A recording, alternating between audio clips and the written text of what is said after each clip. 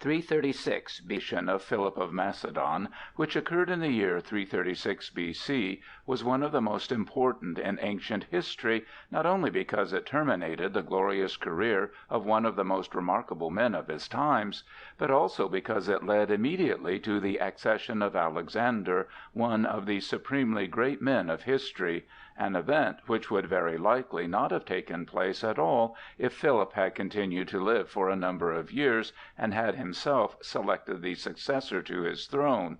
Philip of Macedon was then at the height of his power. The Battle of Chaeronea in 338 B.C. had made him the master of Greece, and by his tactful and generous treatment of the vanquished he had even been appointed by the Amphictyon League commander-in-chief of all the Greek forces, which he intended to lead, at the head of his Macedonian army, against the Persians, and to conquer their mighty empire. This stupendous plan, by whose accomplishment Philip would have anticipated the glorious achievements of Alexander, his son, was frustrated by his assassination. While Philip had arranged everything for his descent upon Persia, and had been frequently absent from home, his domestic affairs in his own capital, which had never been of a very satisfactory character, took such an unfavorable turn as to require his personal attention.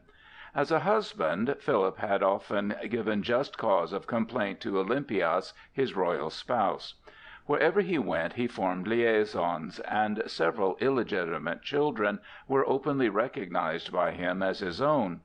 But when Olympias, the queen, laid herself open to a suspicion of having violated her marriage vows in his absence, he repudiated her, charging her with gross infidelity, and intimating that he had very strong doubts of being the father of Alexander. Olympias thereupon went back to her native state, Epirus, accompanied by Alexander, who was highly incensed at the treatment shown to his mother and himself. Philip contracted a second marriage with Cleopatra, a niece of Attalus, one of his generals, and it is said that at the wedding feast Attalus, half intoxicated, expressed the wish and hope that Cleopatra might give the Macedonians a lawful heir to the kingdom. This remark, overheard by Alexander, so enraged him that, throwing a full cup at Attalus's head, he shouted to him, "What, you scoundrel! Am I then a bastard?" Whereupon Philip, taking Attalus's part, rose from his seat, and rushing with his drawn sword upon Alexander, would have run his son through, if he had not, being himself more than half drunk with wine, slipped and fallen on the floor. At which sight Alexander scornfully said, "See there the man who is making great preparations to invade Asia at the head of a powerful army, and who falls to the ground like a helpless child in going from one seat to another."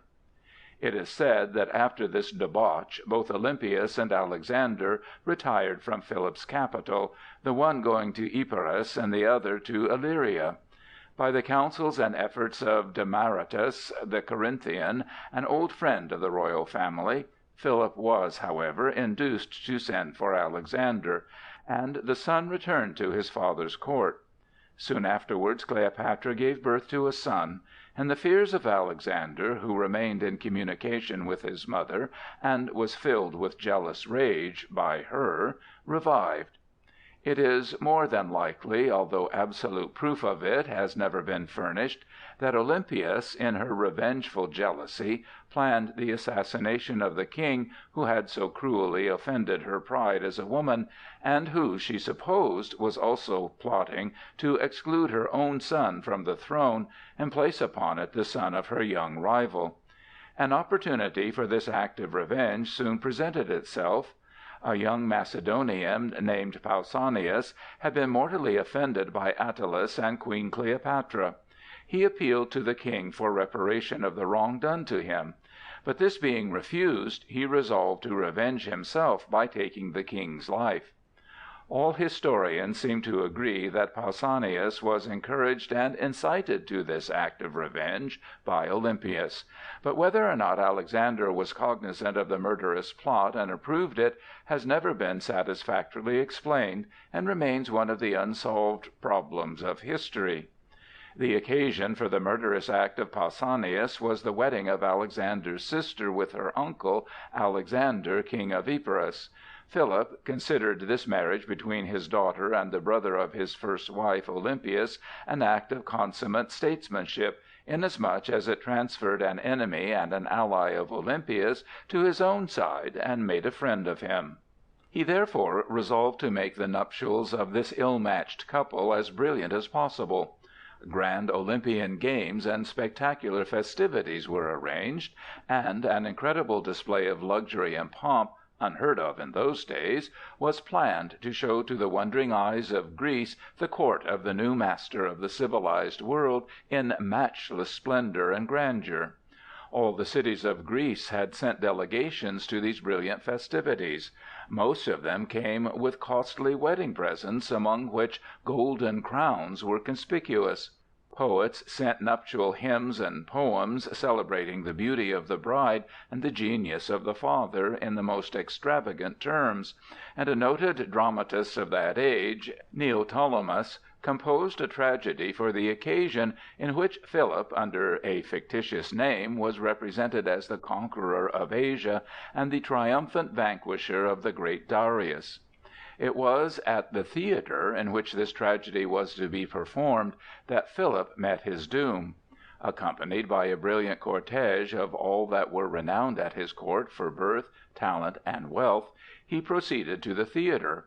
On approaching the entrance, he bade the noblemen surrounding him to advance, and his bodyguard to fall back, so that he might be personally more conspicuous before the enraptured eyes of his subjects.